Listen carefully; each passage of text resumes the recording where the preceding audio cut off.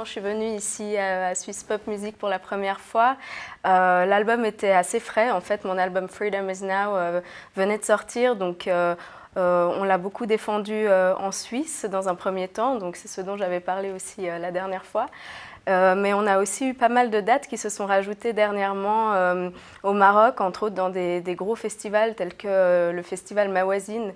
On a eu l'honneur en fait de faire la clôture de ce festival aux côtés de Christina Aguilera. Donc c'était vraiment un énorme public et une énorme chance de partager ça. Donc c'est surtout ça en fait. On a essayé de faire connaître ma musique un petit peu hors de nos frontières aussi. Et là, on continue à jongler un peu entre les deux pays. Pour une chanteuse marocaine, finalement, c'est pas forcément ce à quoi on s'attend. C'est peut-être aussi la première fois là-bas qu'une femme fait du rock et ne rentre pas forcément dans un style de musique traditionnel de là-bas ou dans le rail, etc. Et en même temps, je pense que les gens sont touchés aussi par ma musique parce qu'elle touche à des thèmes qui leur sont proches aussi. Et puis moi-même, ayant grandi là-bas, ayant vécu là-bas étant enfant, c'est vrai que j'ai pu voir de près ce que sont les challenges au niveau justice sociale, au niveau justement égalité des chances. Et ça m'a toujours tenu à cœur en fait de pouvoir témoigner de ces choses-là. Et au travers de cet album Freedom Is Now, en fait, je parle beaucoup de ces choses-là, en particulier dans ma chanson Modern Slaves, qui est une chanson qui est un peu un hommage au printemps arabe. Et donc, je suis toujours très très touchée quand on joue là-bas. Et c'est vrai qu'au Mawazine en particulier, il y a presque une espèce de sacralité à être sur cette scène, en fait. C'est vrai que ils apportent, comme vous l'avez dit, donc un drapeau, des fleurs. Ils sont eux-mêmes très reconnaissants d'accueillir les artistes qui acceptent de s'y produire.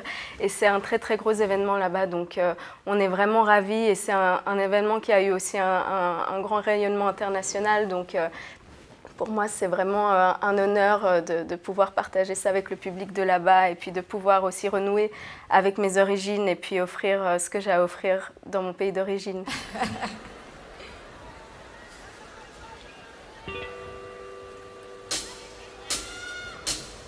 It's been a long time since you knocked on my door. It's been a long time since you knocked on my door. It's been a long time since you knocked on my door. It's been a long time since you knocked on my door. It's been a long time, hey, a long time, yeah. It's been a long time, hey, a long time. Trouver des racines un peu partout en fait. Je me sens très très à l'aise, très très chez moi quand je suis en Amérique latine, quand je suis justement plutôt au Moyen-Orient, en Afrique, c'est mes racines marocaines, c'est la musique gnawa aussi dont je me sers beaucoup dans ma musique puisque le gnawa en fait c'est cette musique afro-marocaine qui est venue des Ghanéens et qui selon les dires de très grands artistes d'ailleurs, selon Jimi Hendrix, selon pas mal de rockers qui ont fait ce parcours initiatique, serait à la source du blues. Et en fait, j'aime beaucoup aussi inclure ces riffs-là et jouer sur cette espèce de mélange et puis sur cette connexion entre le blues et la musique gnawa. Donc c'est vrai que je me sens chez moi de toute façon au Maroc comme en Suisse, mais c'est vrai que la Suisse, c'est vraiment là où j'ai grandi, c'est là où je suis née. Et c'est là où j'ai mes amis de longue date. Donc ça fait une très grande différence, je trouve, par rapport au sentiment de se sentir chez soi, quoi. Le home feeling, en fait. C'est vraiment... la Suisse, c'est là où j'ai mes amis qui sont comme mes frères, vu que j'ai pas de frères ou sœurs. Donc, Et le Maroc, c'est là où j'ai ma famille, c'est là où j'ai mes origines et mes ancêtres en fait. Et j'ai vécu dans différents endroits aussi, j'ai pas seulement voyagé, mais j'ai passé plusieurs mois au Brésil à faire du volontariat, j'avais voulu faire un break dans mes études et dans la conception de mon album. Et donc durant cette pause-là, je me suis beaucoup nourrie de ce que j'ai vécu là-bas, de la musique que j'ai écoutée là-bas. J'ai aussi par exemple une partie dans mon album où je rappe en espagnol, et ça typiquement c'est quelque chose qui m'est venu de la musique cubaine que j'écoutais beaucoup durant une période.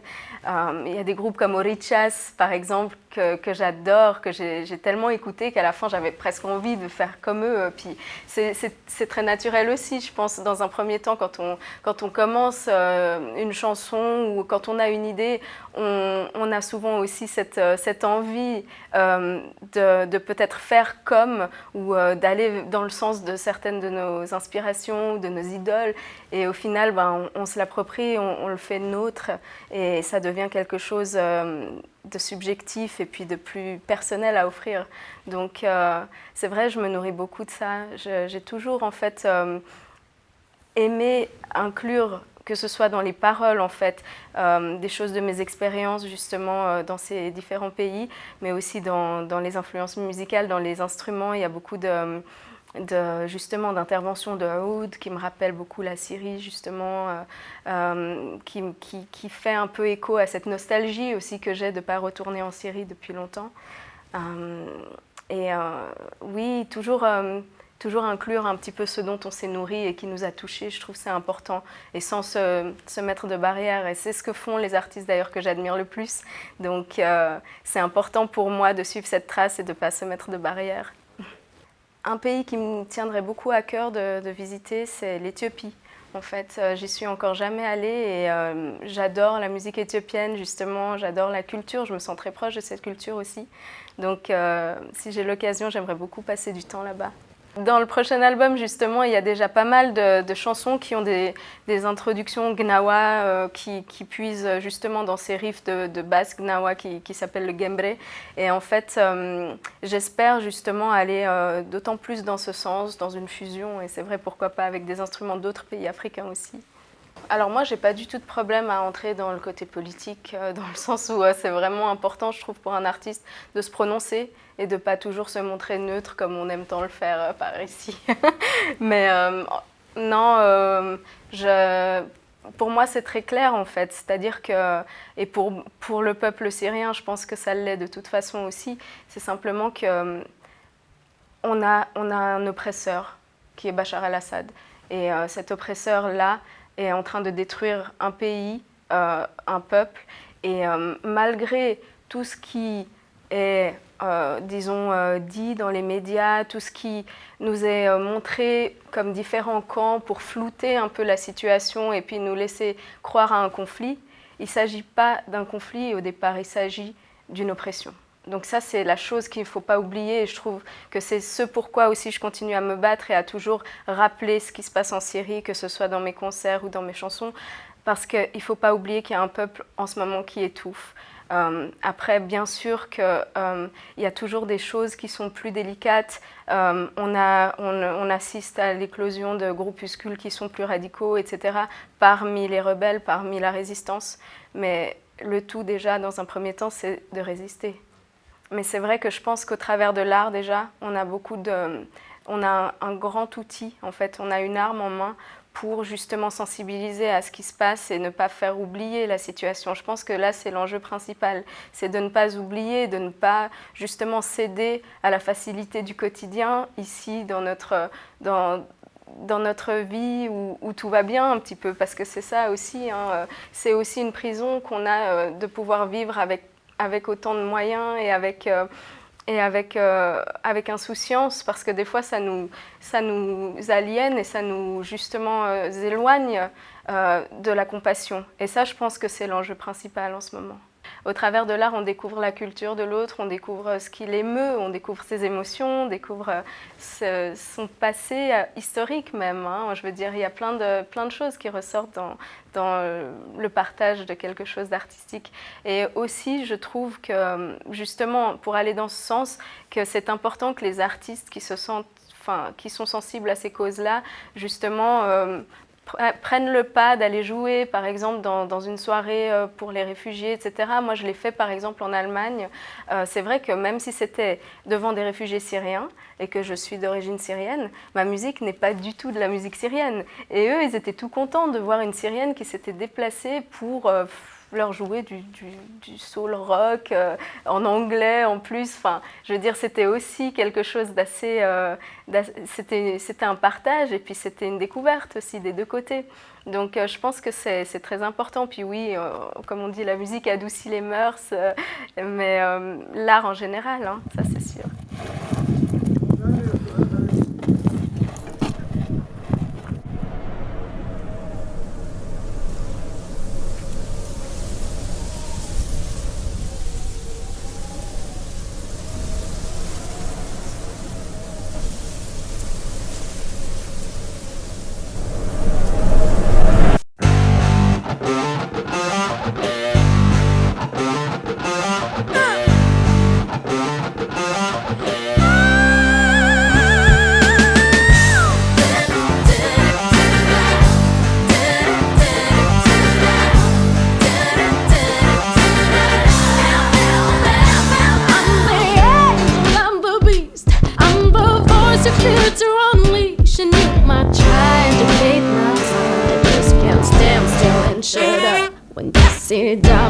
I see dust. They dig for gold, I'm digging for lust. They need laws, I need some justice. Won't let them alienate my thoughts. A lot of feel right, take the right. Right, too busy, come things. Feel like a natural. Never be free, but dare to be. Don't be forgetting to still till the damn shoes. Feel hell down in how I feel. You think I'm nuts, I think I'm free. I won't let them touch my soul.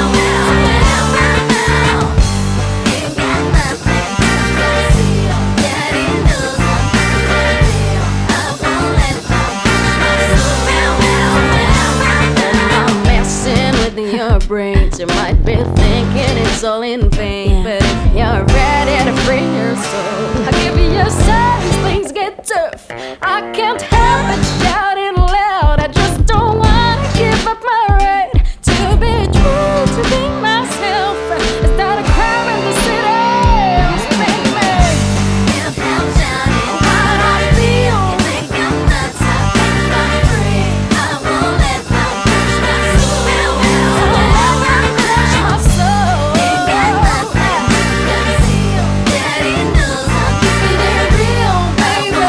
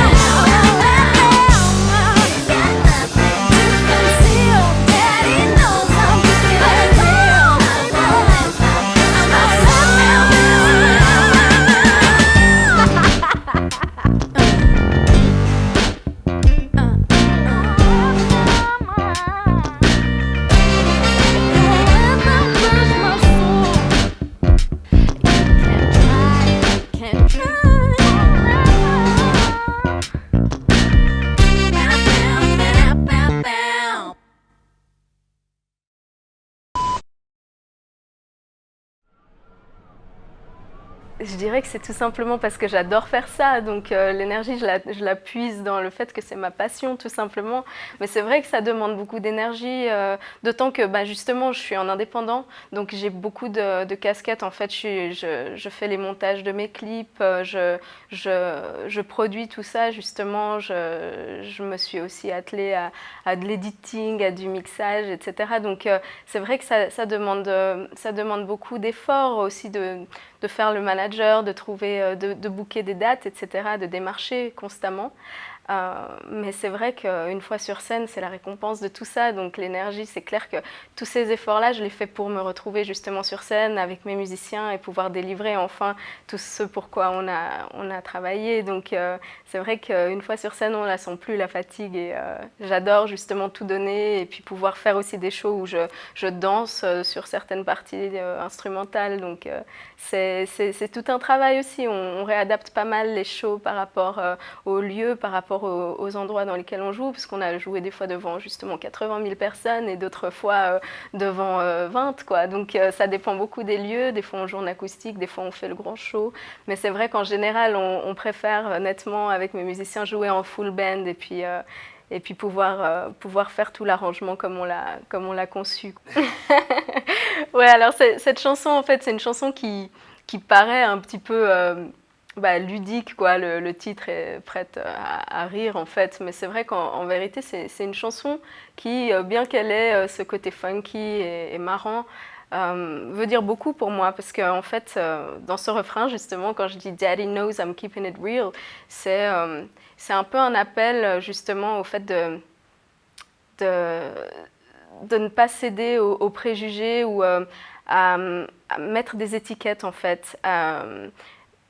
Disons que moi, j'ai eu l'expérience, de par mes origines aussi, de voir que parfois le regard des autres est différent simplement parce qu'ils savent que, puisque vous venez de là, vous êtes d'origine arabe, on s'attend à certaines choses de vous, à un certain comportement, ou parce que vous êtes simplement une femme, on s'attend à un certain comportement de votre part. Et c'est vrai que quand j'ai sorti mon premier clip, Modern Slaves, j'ai eu en fait une très grosse surprise de voir que autant d'un côté, j'avais des gens qui étaient très touchés par ce clip, qui me disaient merci, vraiment ça fait plaisir de voir quelqu'un qui justement crie haut et fort ce qu'on a envie justement de dire depuis longtemps. Et d'un autre côté, j'avais des réactions assez négatives.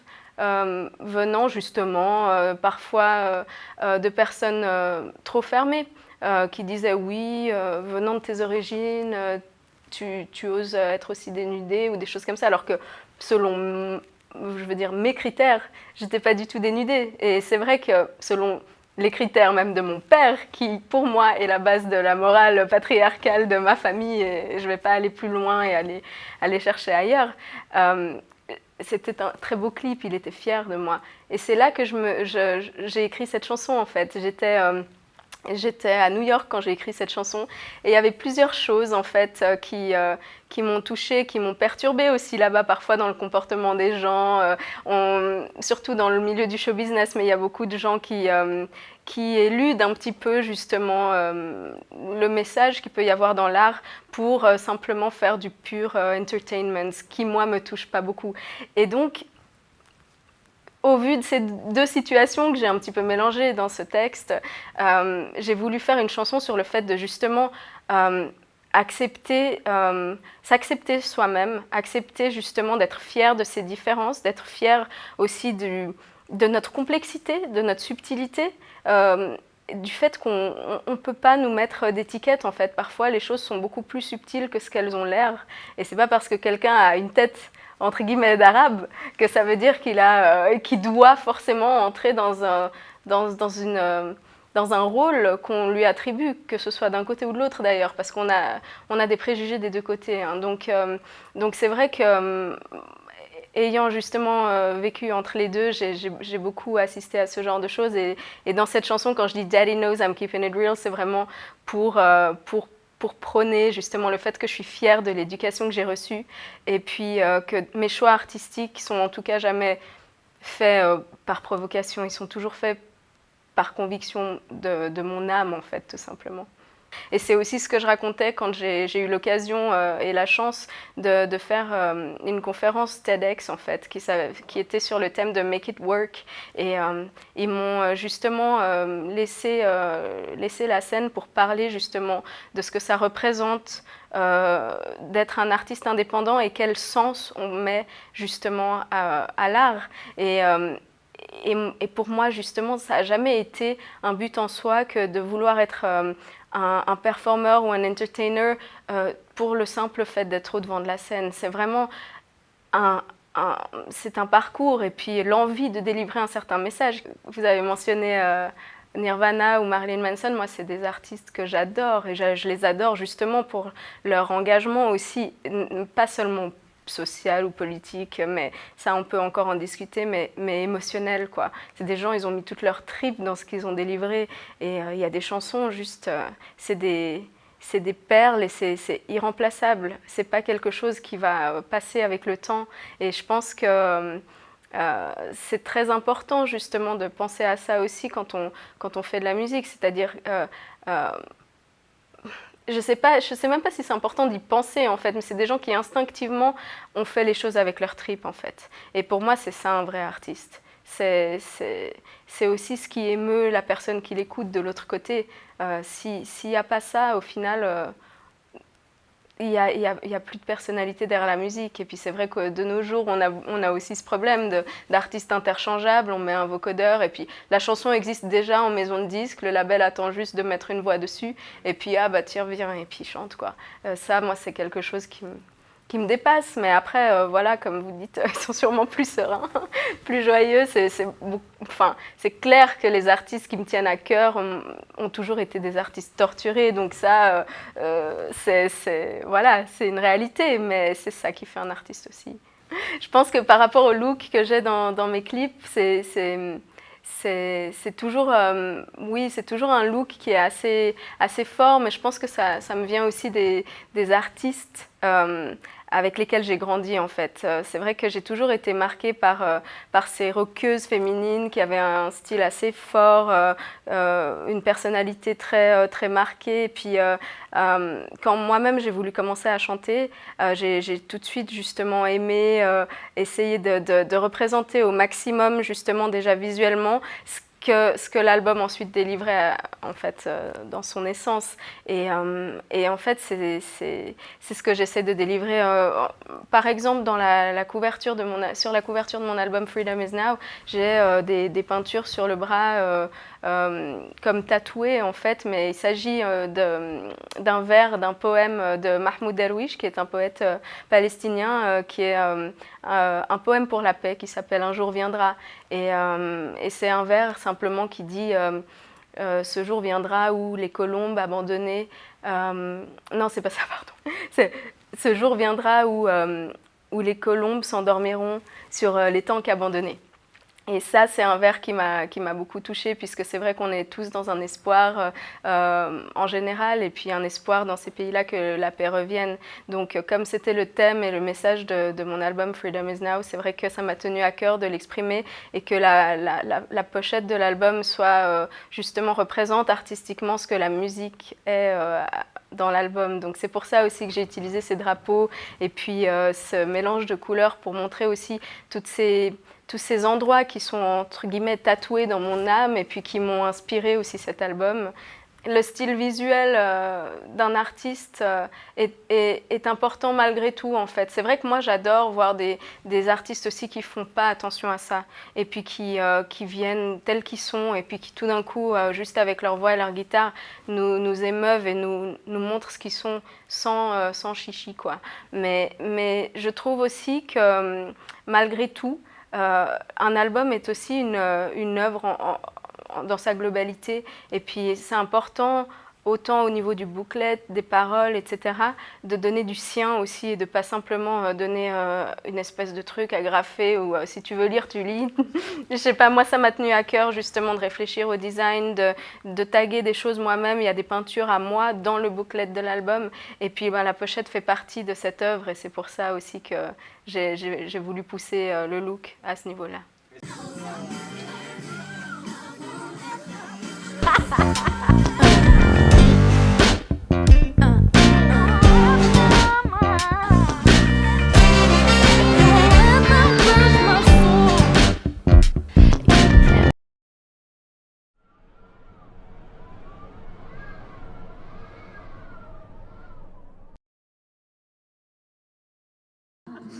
Don't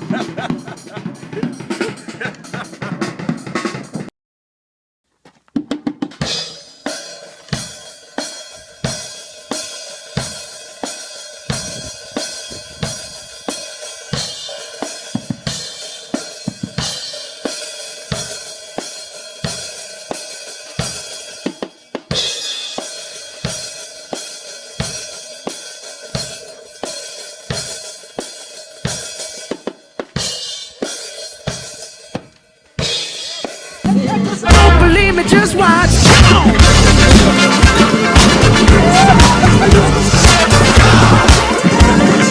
Don't believe me, just watch. Don't believe me, just watch. Don't believe me, just watch.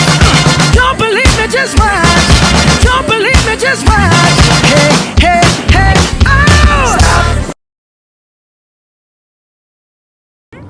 oh! Chante Nassim, chante. Nassim, juste du côté de ton pied droit, il y a un... Non, alors un peu derrière toi, il y a une espèce de trou là, de crevasse, t'arrives à le boucher?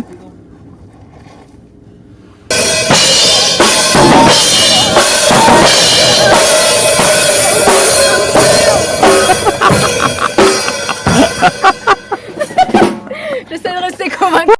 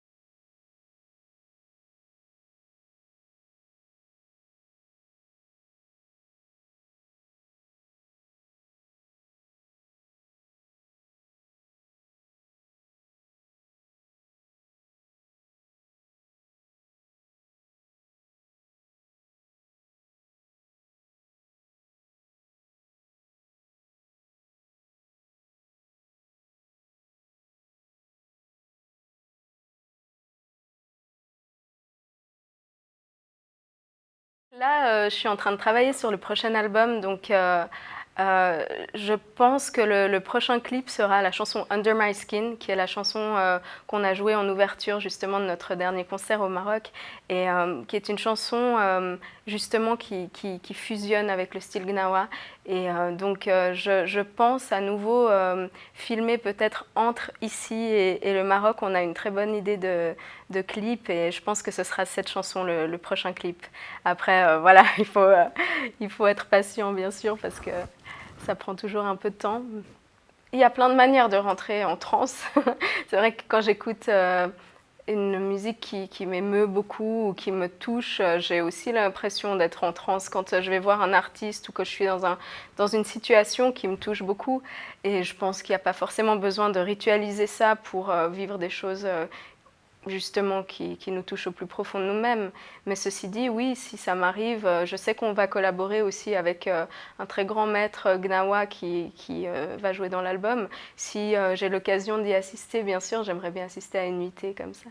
J'aime incorporer certains éléments, par exemple une loupe intéressante, et ça c'est sûr que si ça peut arriver même dans cet album, qui sait, puisqu'on est encore en train de bosser. Donc, mais oui, j'aime beaucoup faire ça. D'ailleurs, dans mon ancien album, il y avait une chanson qui n'avait pas de batterie, mais où on avait mis un beat plutôt hip-hop, et puis voilà, tout peut arriver en fait. Ça dépend des ambiances et puis du ressenti, mais j'aime beaucoup aussi ce côté plus produit quand il est bien fait en fait, oui. Un peu à la James Blake, mais ça c'est quelque chose qui demande une grande maîtrise au niveau du son et c'est peut-être aussi pour ça qu'au départ on ne s'est pas tellement dirigé vers ça et qu'on est plus allé vers quelque chose d'organique avec mes musiciens parce que c'est ça qu'on maîtrisait puis c'est ça qui nous venait en premier.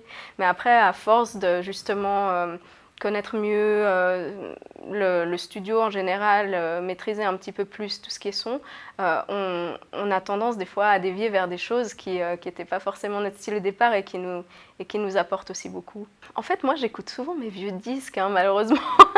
Non, c'est vrai que je suis un peu vieux jeu par rapport à ça. J'écoute et je réécoute beaucoup les artistes que j'adore, en fait. Mais sinon, récemment, justement, j'écoute pas mal de Rival Sons parce que je trouve vraiment leur son et leur feeling mais excellent. Et c'est vraiment...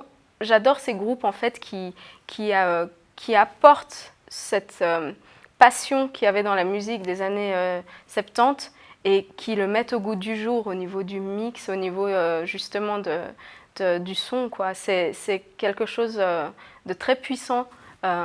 Et on assiste à ça aussi dans d'autres styles de musique, pas uniquement dans le rock, mais par exemple, j'adore Michael Kiwanuka. Par exemple, c'est un soul guy qui est sorti, je pense qu'il a sorti son premier single à peu près l'année dernière, si je ne me trompe pas, ou il y a 2 ans. Avec sa chanson Home Again, et ça j'adore, c'est une chanson très très simple mais tellement vraie, et le son aussi est impressionnant, donc j'adore en fait cette espèce de retour qu'on a avec des artistes très vrais en ce moment vers justement la musique qui a bercé notre enfance et puis qui revisite ça en fait avec le son d'aujourd'hui. Par rapport au retour que j'ai des gens qui m'écoutent, j'ai l'impression qu'ils écoutent beaucoup les paroles, en fait. Et ça me touche beaucoup parce que c'est quelque chose de très intime à partager en même temps. Mais j'ai beaucoup de gens qui m'écrivent justement « Ah, cette chanson m'a beaucoup touchée par rapport à ce qu'elle raconte, elle m'a rappelé quand j'ai vécu ceci ou cela », ou bien des gens qui me disent « On est fiers de ce que tu dis et du message que tu délivres, continue », etc. Donc ça me touche beaucoup, et c'est vrai que je pense que la plupart des gens qui me suivent sont sensibles aux paroles, oui. Alors on vise décembre, si tout se passe bien, ouais.